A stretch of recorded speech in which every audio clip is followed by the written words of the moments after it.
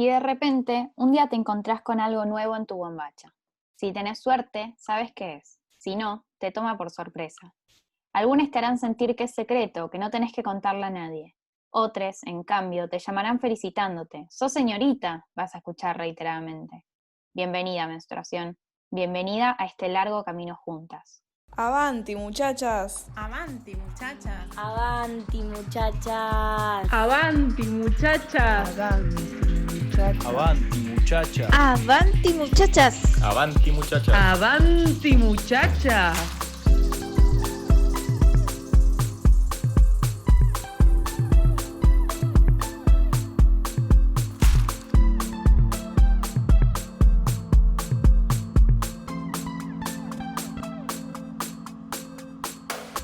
Somos Avanti Muchachas y lo que buscamos es ir para adelante. Le abrimos la puerta a lo nuevo y a lo imprevisto, diciendo lo que sentimos, y así es como nos deconstruimos.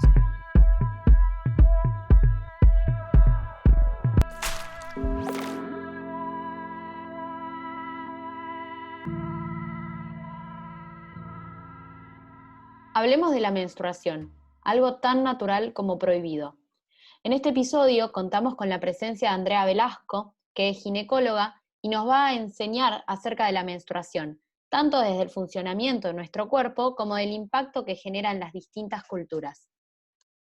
Lo primero que se me ocurre es que cuando hablamos de menstruación es, en la mayoría de las veces, una manifestación de que nuestro ciclo hormonal, ginecológico, está funcionando. Digo la mayoría de las veces porque también puede ser que funcione y uno no tenga la menstruación, que son excepciones, pero normalmente la menstruación, verla cada 28, cada 30 días, cada 35 días, es como que nos da una pauta de que todo nos está funcionando bien.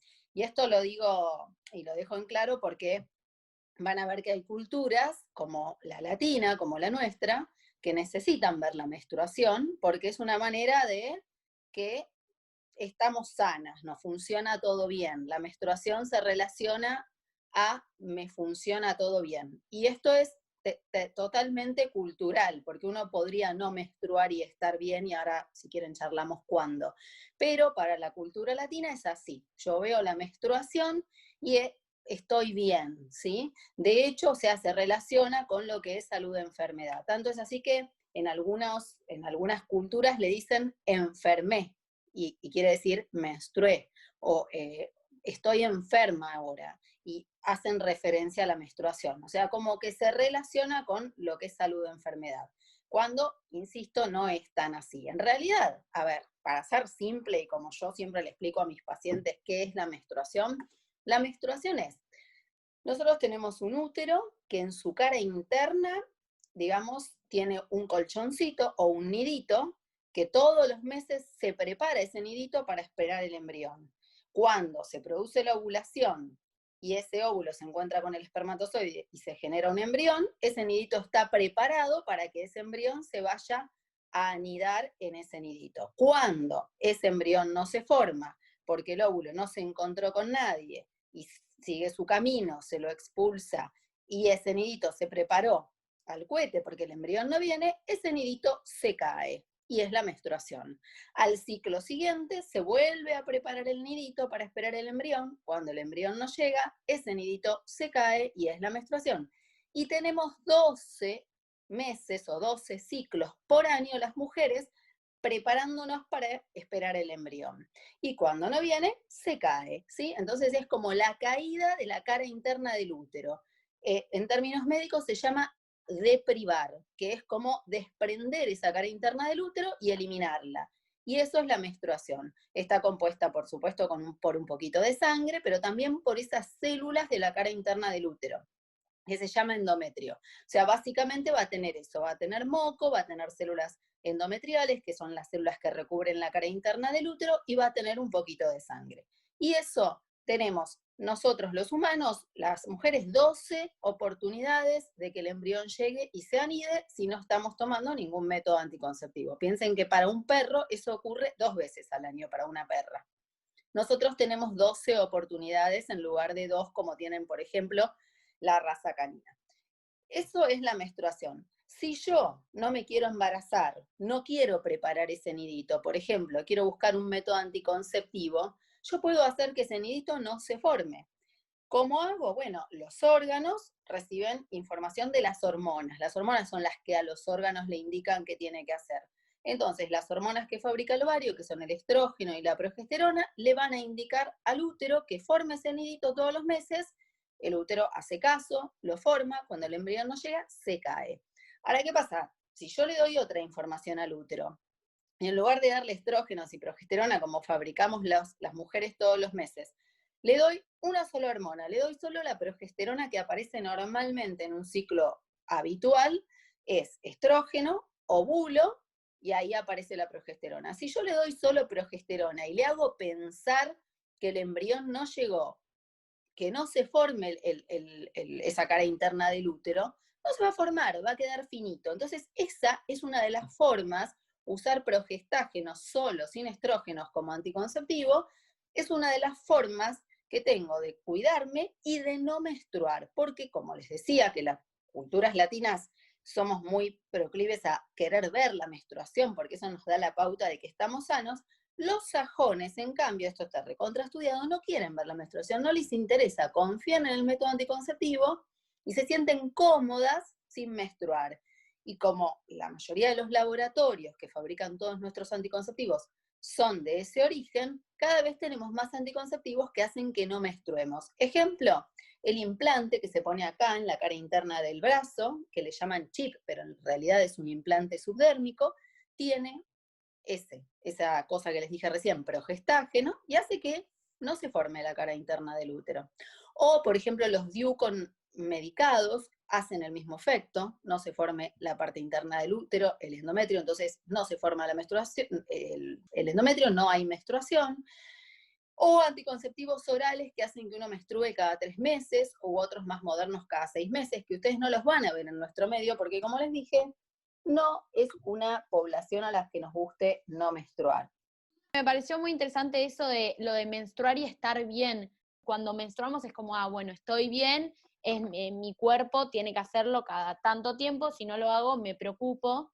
Y en cambio en otras culturas, o sea, no se preocupa por el hecho de la menstruación. Es que es una cosa cultural y de entender lo que te está pasando. Si vos entendés que no es que estás enferma porque no menstruás, sino que lo que yo te estoy dando desde afuera tiene ese efecto, y vos, digamos, convengamos a ver que si uno lo entiende, que la menstruación no es sinónimo de enfermedad, sino que yo necesito menstruar solo para concebir, y si no quiero concebir, no hace falta que menstrue. Si yo entiendo esto, es comodísimo no menstruar. Primero, ahorrás un montón en toallitas, tampones, copitas, ahorrás un montón, es mucho más confortable para la mujer, porque convengamos que la menstruación nos ata un poco, por más que hoy haya cosas mucho más cómodas que antaño, copita menstrual y qué sé yo, pero bueno, es incómodo, uno, como recién decían, uno está más hinchado, o sea, no sé, la menstruación se acompaña de otros cambios, digo, estás más hinchado, hay gente que tiene muchísimos cambios del humor, o sea, menstruar no es cómodo, hay gente que la pasa muy mal, tiene dolores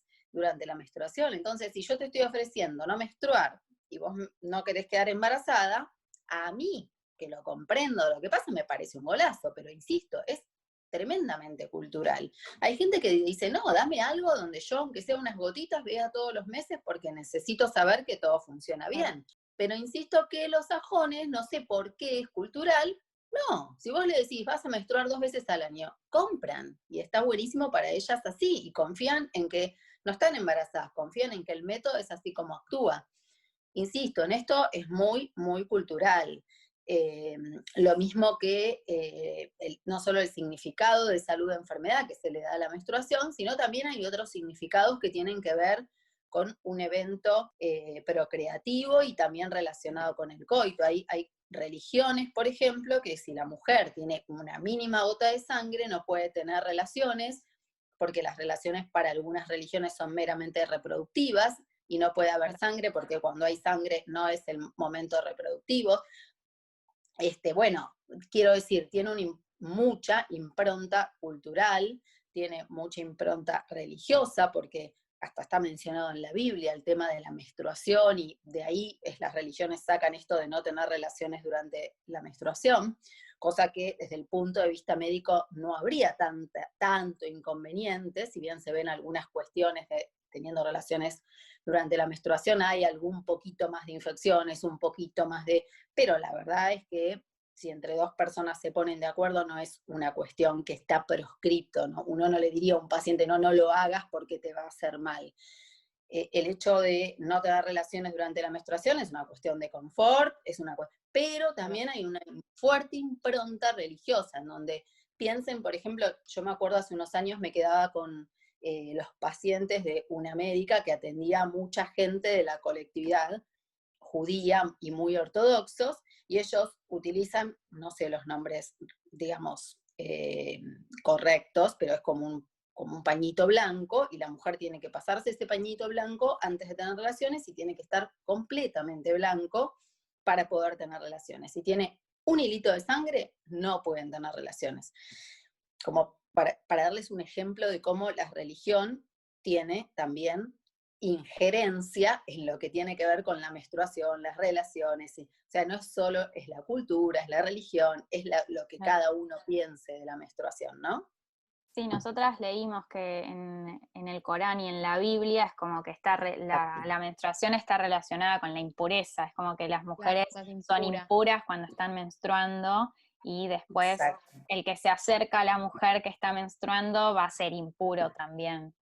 Por eso está bueno este espacio también para desmitificar que salvo que uno tenga una obligación porque su religión así se lo impone, si uno está libre de esas cuestiones, tener relaciones porque uno está menstruando, que en una época solo las prostitutas podían hacer esto, no tiene nada que ver con eso, tiene que ver con que dos personas acuerden, porque convengamos que también puede pasar que una tenga mucho más manejo de esos fluidos y esté acostumbrada, pero el otro, si mi pareja es masculina, él no está por ahí tan acostumbrado con el olor de la menstruación, con sus características. Hay hombres que tienen mucho rechazo con esto porque les parece sangre y les parece que te hizo un daño. Bueno, habrá que ver entonces a quién tengo enfrente en ese momento, esa persona, y esa persona qué connotación le da mi menstruación y en ese momento que estamos pasando juntos. Si no le importa, está todo bien, o sea... Claro, como que está todo bien, no te afecta en nada, en sentido, es más como tener un acuerdo con el otro y ver si parece o no. A ver, por ahí, desde mi lugar como profesional, debo decir que hay un poquito más de infecciones reportadas, porque a ver, si yo estoy menstruando, yo como mujer estoy menstruando, tengo relaciones heterosexuales, o sea, ¿qué pasa? Cuando menstruo, pienso que no me voy a embarazar. Entonces, en general, cuando un hombre y una mujer tienen relaciones menstruando, no usan protección. Entonces, el riesgo de infección no está tan claro que sea por la menstruación como por no usar el preservativo, ¿se entiende? Ahí queda como mezclado una cosa y la otra. Claro. Cuando una persona tiene dolores menstruales, ¿qué tiene? O sea, ¿tiene algún efecto el hecho de que te mediques por los dolores? ¿Realmente sirven? ¿O tienen algún efecto que quizás tapa y después es como que si te duele consumís constantemente eso? También. Es saber si sirven o si es marketing. También, no, sirven. A ver, uno le puede doler durante el periodo menstrual, le puede doler por varios motivos. El más común, y cuando los dolores son leves y que casi todas hemos experimentado más o menos, por ahí no me duele nunca, ya me dolió un poquito más, en general esos dolores tienen que ver con las contracciones del útero para eliminar esa pielcita. O sea, el útero es un músculo, se contrae para expulsar eso y largarlo. Y esa contracción del útero, quien tuvo un parto puede dar mucha más fe que yo, que no tuve partos, pero digo, esa contracción del útero es dolorosa.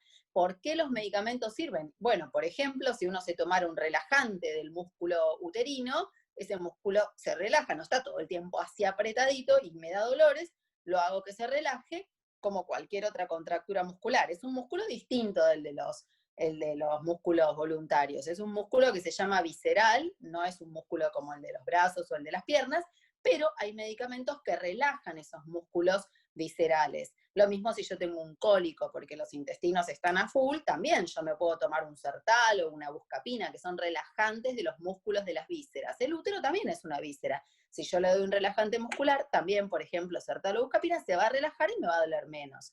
Lo mismo los analgésicos. Si yo me tomo un Ibuevanol, que es ibuprofeno, o un diclofenac, que es también un analgésico de esa misma familia, va a hacer que me duela un poquito menos. No es que es un efecto placebo, realmente cuando duele, eso te mejora. Ahora, después hay otras situaciones que son patológicas por las cuales te duele. Por ejemplo, la más común y que está bastante en nuestra población, este tipo de enfermedad que se llama endometriosis, que es cuando esas células que yo les conté que están adentro de la capa de la cara interna del útero, que se llama endometrio, esas celulitas, en lugar de estar solo ahí en la cara interna del útero, están también adentro de la panza, por cualquier lado. Entonces, ustedes imaginen que si la cara interna del útero, cuando la menstruación, digamos, cuando llega el momento de menstruar, sale todo eso para afuera, si yo eso lo tengo dentro de la panza, queda dentro de la panza. Y ese microsangrado dentro de la panza da mucho dolor. Eso se llama endometriosis.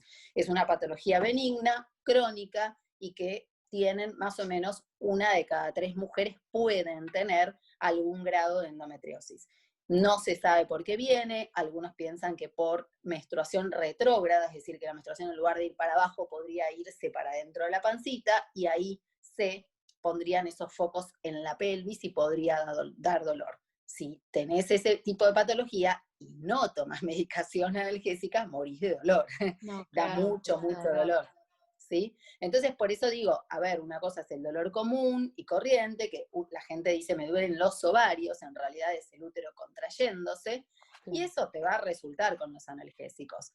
Después, por ejemplo, para el dolor leve, salís a correr, salís a hacer ejercicio, y esas endorfinas que liberás, solito te va a calmar los dolores. O sea, no necesariamente todos los meses nos tenemos que medicar, también vamos aprendiendo a convivir con eso que nos pasa todos los meses.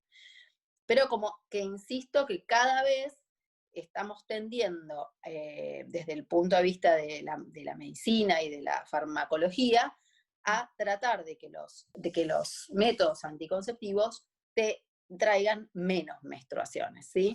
Como te decía, un ejemplo es el implante subdérmico, el otro es el biomedicado, los otros son los anticonceptivos con progestágeno solo que tomás continuos, y todos apuntan a que se menstrue menos. Ni que hablar si tenés una endometriosis, como te dije, que son focos de endometrio en la pelvis, yo voy a tratar de que esa persona menstrue la menor cantidad de veces por año, porque así como sale la menstruación para afuera, también la va para dentro de la pancita y eso le da dolor, ¿sí?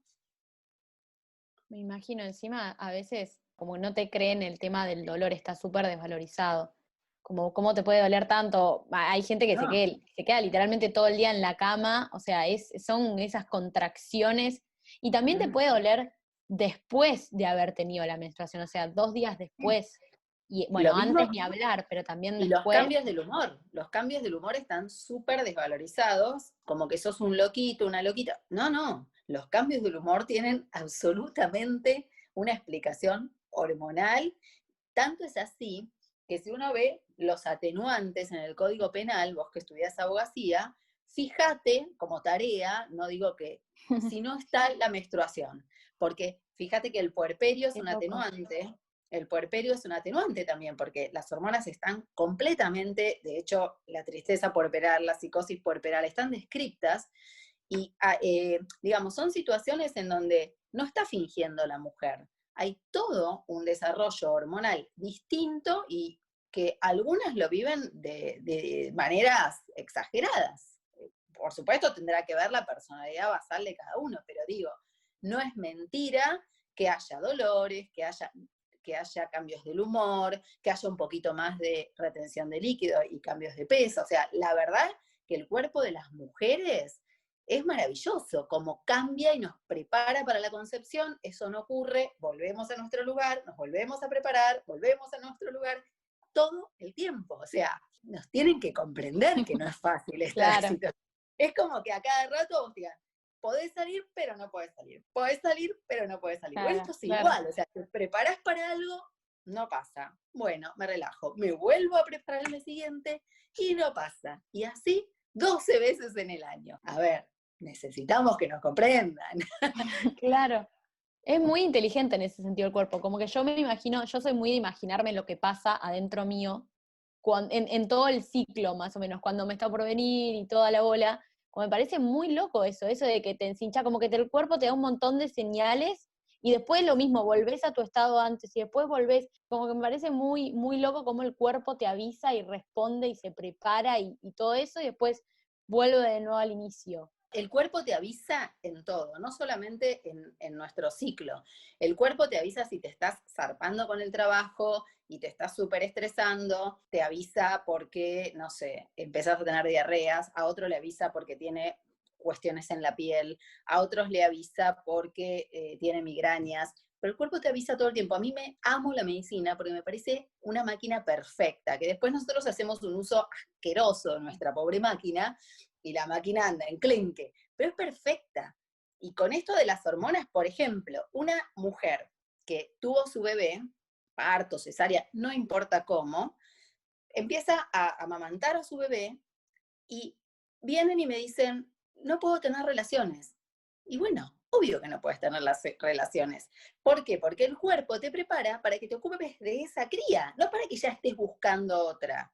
Entonces la vagina está seca, porque la hormona que hace salir la leche, la prolactina, seca la vagina, pero que parece la lengua de un gatito, ¿viste? No sé si tocaron alguna vez la lengua de un gatito. Como una lija. Bueno, así es la vagina de una puérpera. Y vos decís, ¿por qué? Y porque, a ver, si tenés esta cría recién nacida, tenés que darle de comer, tenés que atenderla, y la naturaleza pretende que vos te aboques a esa cría y no que estés preparada para que ya venga otra. Eso es un ejemplo, pero podríamos poner 100 ejemplos, de que es genial esta máquina, es genial. A mí me parece maravillosa. Bueno, soy una apasionada de lo que hago, de la medicina, claro. Pero por donde la mires es perfecta. Después, insisto, hacemos las cosas mal nosotros y empieza como a andar mal. Pero el cuerpo te avisa todo, te avisa, no tenés que tener relaciones, si estás cuidando a esta cría.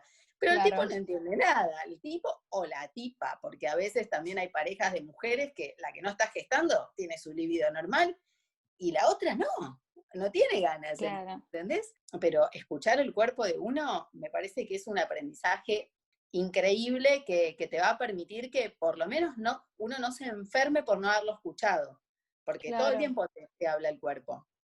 Volviendo a la cuestión cultural y social, se nos ocurrió preguntarte si recibís pacientes que al hacerte la consulta hablan de la menstruación como algo tabú. Hoy día ya te diría que no. Yo te diría que ya casi no. Es una cosa de la que se habla, por lo menos en el medio en el que yo me muevo. Yo atiendo en un hospital privado que atiendo fundamentalmente clase media, y esto también tiene una relación con los niveles culturales, ¿no? Esto que yo te decía, que hay gente que te dice enfermé en lugar de menstrué, es por ahí de estratos sociales más bajos. Yo realmente no veo, hoy día no veo que haya tanto tabú con esto.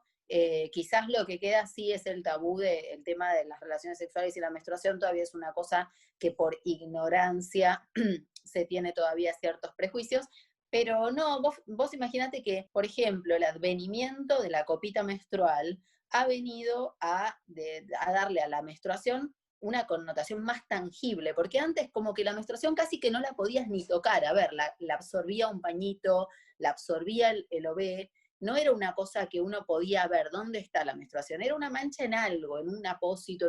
Vos hoy, con las usuarias de copita menstrual, la ven, la juntan, no sé cómo explicarte. Hoy hay como otra conexión con la menstruación. La juntan, la cuantifican, saben si es poquito. Vos antes le decías a alguien, ¿sangrás, menstruás mucho o poco?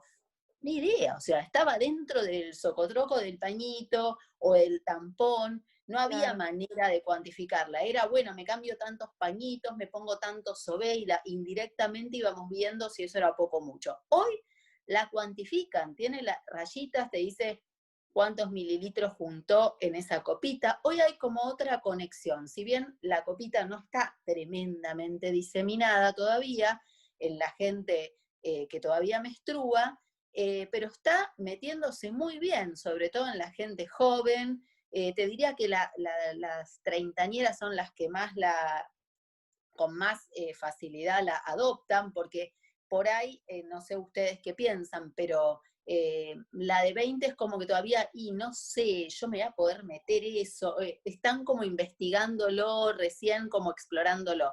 Y después ya, de los 40 ya es como que sienten que llegaron tarde a la copita, pero la copita ha venido a tener otra conexión con la menstruación, me parece. Claro. Me da esa sensación a mí. Es verdad eso que decís que hace que sea algo más que se ve, Tangible. que sí, más tangible. Claro. No lo había pensado desde ese lado. Me parece también algo que hace súper bien, o sea, se gasta un montón con toallita, no solo económicamente, sino que en sí es un cero ecológica, y es eso, es como que con la copita no solo se habla más, sino que es como un método nuevo, y siento que la toallita hasta hace un montón, y que venga algo nuevo, como en qué momento se pensó que se podía tener una copita en donde tengas tu sangre de la menstruación y puedas ver bien, no lo había pensado en ese sentido, y veas de verdad cuánto sangrás, cada cuánto te cambiás la copita, todo eso es como, la hace súper tangible, y es también conocerte en algún sentido de nuevo a vos misma. Pero estoy ahí por dar el paso. Yo también. Estamos ahí como viendo. Y es lo que les dije, es la década de los 20 que están ahí explorando, pero que no se terminan de amigar. Claro, como muy nuevo, pero yo sé que en algún momento igual es la copita ahora, y es furor. No tiene contra porque es sumamente ecológica y económica, digo, no gastás tanto dinero. En ese punto no tiene contra. Que además dura bastante, ¿no? Como que es un gasto de una vez.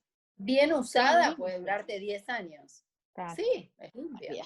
A mí me parece, cuando me preguntan, me parece una muy buena adquisición si te animás a usarla, porque, insisto, ahorrás, es ecológica. No acuerdo en algún punto, si uno la compra y lee su prospecto, dice que la podés tener 12 horas colocada, en eso yo no acuerdo. A mí me gusta que cada 4 horas la cambien, a mí me parece que un fluido que nuestro organismo elimina, no lo tenés que tener tanto tiempo ahí acumulado. No sé, es como si me dijeras, no, yo pis hago solo cada 12 horas, y tengo la vejiga ahí explotando porque solo hago cada 12 horas. No, a ver, es una excreción de nuestro cuerpo por ahí elimina cosas, y bueno, dejémoslo. O sea, yo no acuerdo en tenerlo 12 horas. Preferiría que, al igual que los tampones, cada 4 horas se cambie. Es mi única objeción como profesional y de ver, además, una mujer, la menstruación, digamos, de una paciente sana, tiene un olor a menstruación, pero no tiene un olor ni a podrido, ni feo, es a menstruación, como la cera tiene olor a cera, como digo, es un olor particular, pero no debiera ser desagradable en el sentido de, no es fétido, ¿no? Si vos, la vagina tiene muchos gérmenes, si yo dejo una secreción y los gérmenes que normalmente hay en la vagina, estoy aumentando la chance de un proceso infeccioso y de que ahí sí se manifiesten ciertos olores. A mí me parece que hay que cambiarla cada 4 horas. Pero bueno, esto ya es una opinión personal y profesional, ¿no? No tiene que ver con lo cultural ahora. Claro. Sí, no me arriesgaría a tener 12 horas, ni un tampón, ni una toallita, ni No, una copita. no. 12 horas me parece un montón. Otra cosa buena de la copita, no solamente que hace tangible algo que es de nuestro, digamos, un fluido, sino que te permite, digamos, conocerte, que no todo el mundo lo hace. Parece muy natural, ahí en esa pregunta que les hicieron, que decía, cuando tengo relaciones conmigo misma, te decía la que preguntaba, a ver, las relaciones con uno misma son, digamos, es la autosatisfacción, es la masturbación, no es relaciones con uno mismo. Sí. Y eso, no todo el mundo, eso también culturalmente no está en algunos ámbitos bien aceptado, pero si yo me toco la nariz, si me toco la oreja, si sé qué consistencia tiene cada parte de mi cuerpo, eso es una parte de mi cuerpo. Y la copita hace que vos tengas que tener conciencia de esa parte de tu cuerpo. Claro, porque totalmente. Tenés que tocarte, tenés que ponerla, tenés que soltarla allí adentro, digamos, bueno, a mí me parece una cosa positiva de la copita. Conozco otra parte más de mi cuerpo. Claro, la conclusión sería como que la copita viene a ayudar a romper con el tabú de la menstruación que quedaba. Algo así. algo así. Yo la veo como muy positiva la copita en ese aspecto, ¿no? En esas dos cosas que dijimos, de hacer de la menstruación algo más tangible, que no sea algo tan imaginario, y conocerse, porque te tenés que tocarte para ponerla, y me parece que también es algo piola. Me parecen dos aspectos positivos. Claro. Hay que usar copita. Bueno, no tengo ninguna acción en ninguna empresa de copita. Hay canje, ni nada. hay canje. Canje, copitas. No tengo.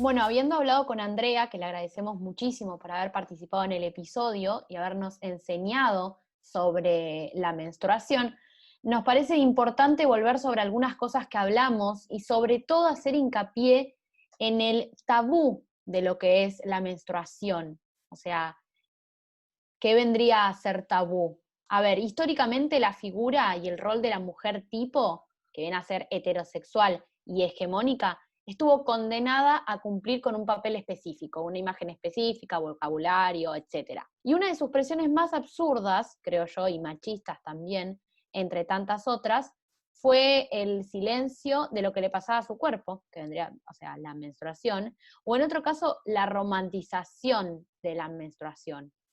Eso es tremendo, la romantización de la menstruación es algo, cuando estábamos buscando las imágenes para este episodio, para las redes, encontramos imágenes que justamente se la romantizaban, ¿no? Como sangre y florcitas, como que es algo dulce y hermoso, tierno. Sí, claro. Es algo súper tierno que le pasa a nuestro cuerpo.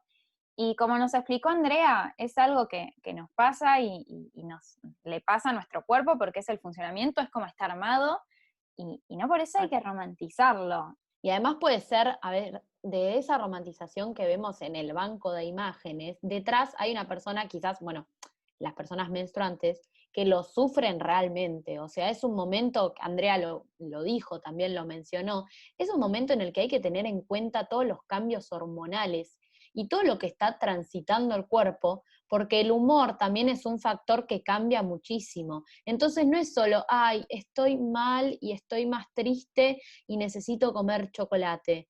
No, es un momento en el que hay contracciones en el útero y esas contracciones son muy dolorosas. O sea, no es solo me están doliendo los ovarios, tengo que dormir todo el día. Como nos dijo Andrea, también quizás ya no es un tabú como era antes.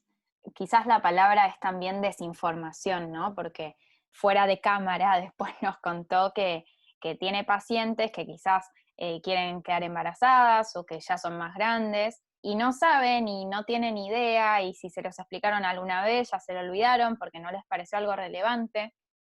Entonces también hay una mezcla de tabú con desinformación que hace de la menstruación algo de lo que cuesta hablar. También habla mucho de la educación que pudieron haber tenido las personas en su momento, o sea, qué tanta educación sexual pudo haber tenido un colegio hace años atrás, y ahora estamos hablando de eso, bueno, y así.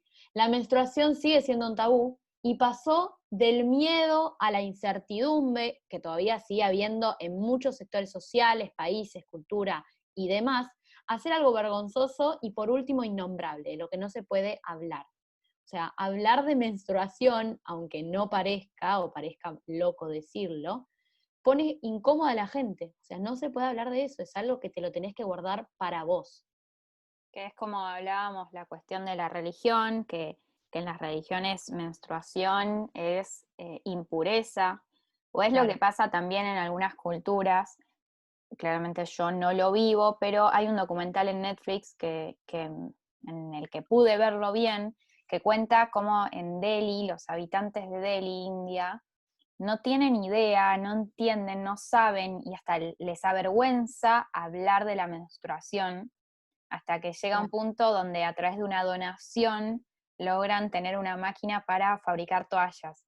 Entonces, nada, es como que está muy bueno este documental, no me acuerdo el nombre, pero está bueno porque, bueno, cuenta cómo vive otra cultura, ¿no? Entonces, es esto que estamos diciendo, que quizás para nosotros que vivimos en Argentina o en Latinoamérica, lo tomamos de cierta manera, pero hay una incertidumbre, una vergüenza, esto que dice Jode, de que se torna innombrable porque hay otras culturas que lo toman de otra manera también.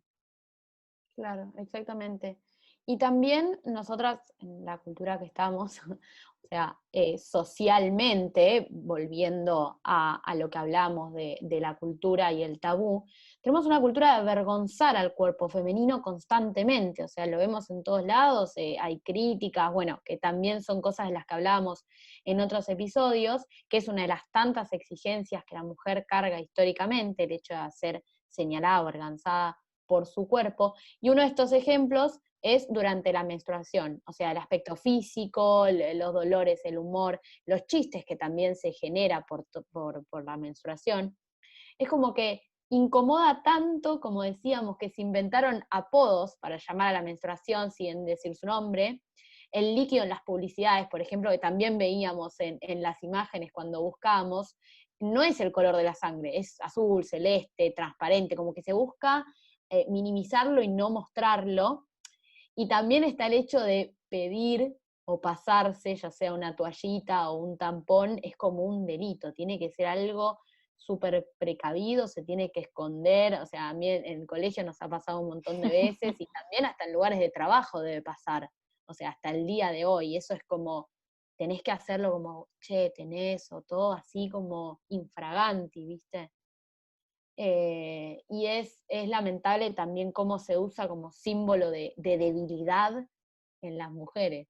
De hecho, se le dice estar indispuesta a menstruar, a estar en un ciclo de tu cuerpo, le estamos diciendo estar indispuesta cuando en realidad vos seguís igual de dispuesta que siempre, solo que quizás puedes tener un dolor, puedes tener molestias, pero no estás indispuesta, no estás enferma por estar menstruando. No, exactamente. No estás enferma y tampoco tenés que sentir vergüenza de eso y no hablarlo. O sea, ahora mancharse, hasta el día de hoy también es vergonzoso, ¿no? Yo también le contaba a Flo que veía en una página que hubo una publicación, una chica que publicó una imagen de ella que se había manchado con sangre de menstruación y había subido una foto al Instagram, pero fue censurada. Instagram se lo cerró porque no cumplía con las normas, no sé qué. Una chica, para manifestar, bueno, el repudio a eso, de algo que es totalmente natural, subió una foto de su copita menstrual, nada, con sangre de su menstruación, y hablaba al respecto. Obviamente recibió todo tipo de comentarios que decían qué necesidad de mostrar eso, qué necesidad, y ella decía que cómico, o hipócrita, vamos a decirlo, que es que a la gente le incomode la sangre, algo tan natural, y no le incomode ver sangre en las películas, en sangre, bueno, de la violencia, y transmitía ese mensaje que me pareció muy piola, como para concientizar. Sí, es un buen mensaje, está bueno. Y volviendo a esto que decías antes de los apodos que se le pone a la menstruación, viste que también hay toda una cuestión de que menstruás por primera vez y sos señorita. A partir de ese momento servís, ¿Qué digamos. eras antes? ¿Un hipopótamo, un extraterrestre? No, es tremendo. Y encima es una locura porque el hecho de que te feliciten y te festejen porque seas fértil, porque puedas quedar embarazada, porque tu cuerpo esté listo para eso, es como que, bueno, te felicitamos porque ya podés cumplir con tu mandato social de ser mujer. Claro, Señorita. ya puedes hacer lo que tenés que hacer, que es tener hijos o hijas.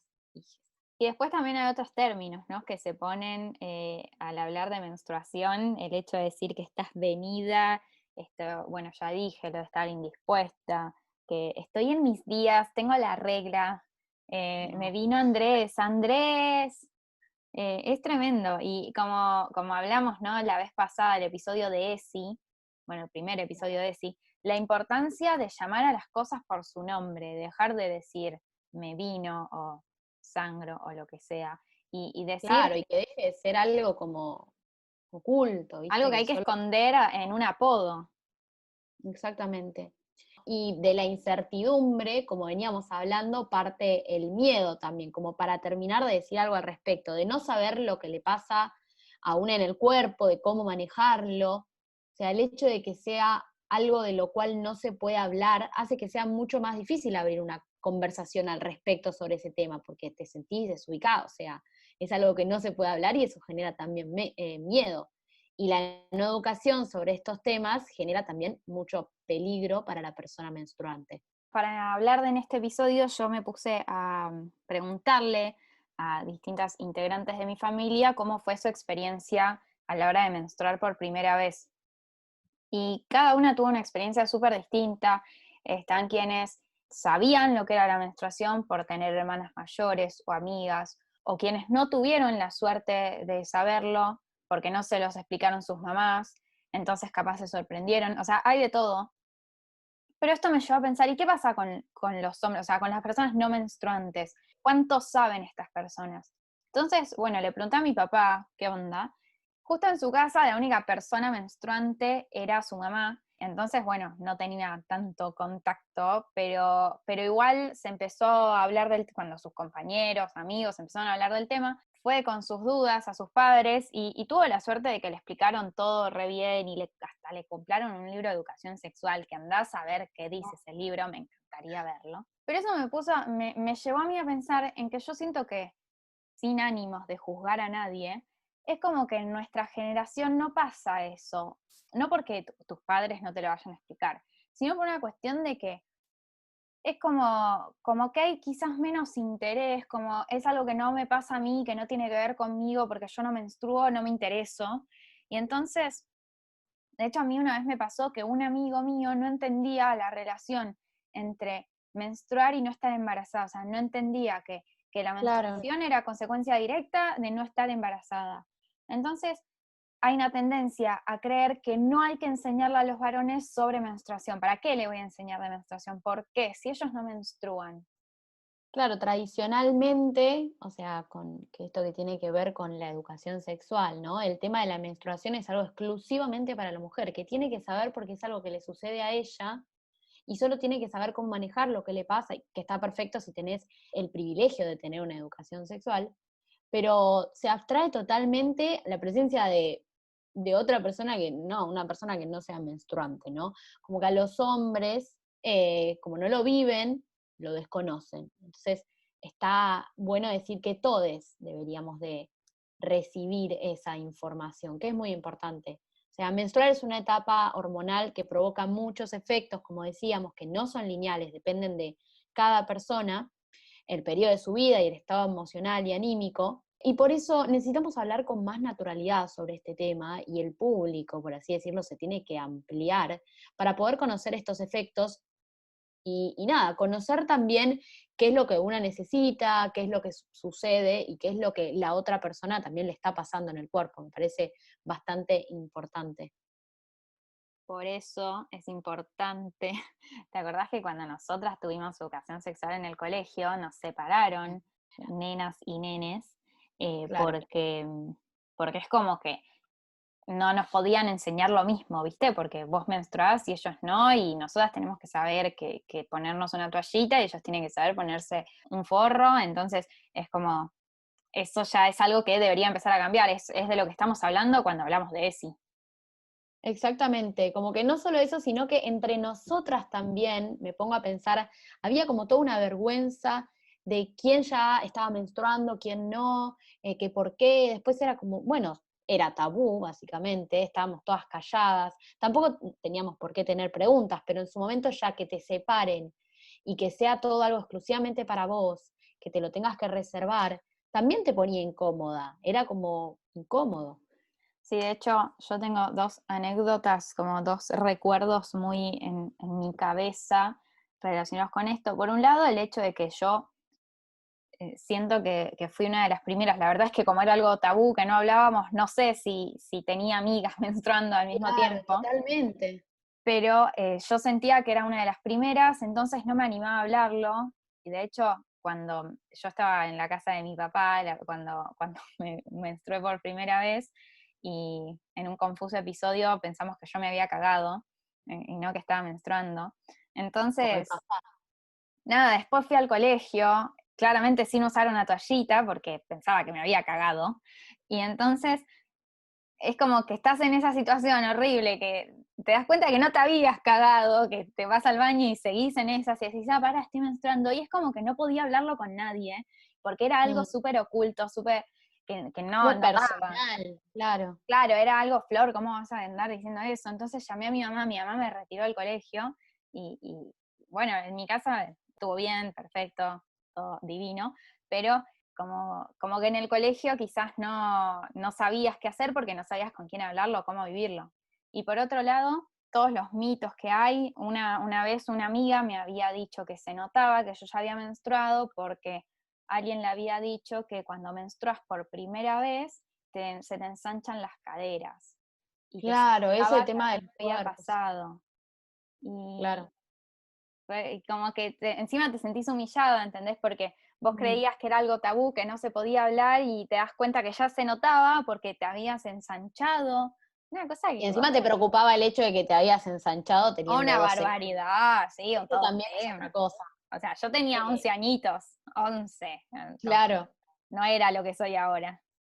Claro, entonces, bueno, la conclusión yo creo que es que ahora que ya sabemos qué es la menstruación, porque Andrea Nos muy explicó muy claramente.